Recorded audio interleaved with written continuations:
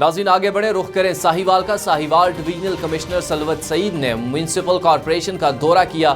عید الاضحیٰ کے سلسلے میں کیے جانے والے انتظامات کا جائزہ لے کر ہدایات جاری کی۔ مزید جانتے ہیں district bureau chief Haq news Sahiwal Rana Zulfiqar Sarwar کی اس رپورٹ میں۔ Divisional commissioner administrator municipal corporation Salwat Saeed نے کہا ہے کہ عید الاضحیٰ پر شہریوں کو صاف ستھرا ماحول فراہم کرنا ہے اور شہر کے اندر کسی بھی قسم کی گندگی کو پھیلنے سے روکنا ان کا فرض ہے۔ انہوں نے مزید کہا کہ اس سلسلے میں کسی بھی قسم کی سستی اور غفلت کو برداشت نہیں کیا جائے گا اور تمام کارروائیوں کو سختی سے مانیٹرنگ کیا جائے گا۔ ان تمام خیالات کا اظہار انہوں نے میونسپل کارپوریشن کے دورے کے موقع پر ایک اجلاس میں کیا۔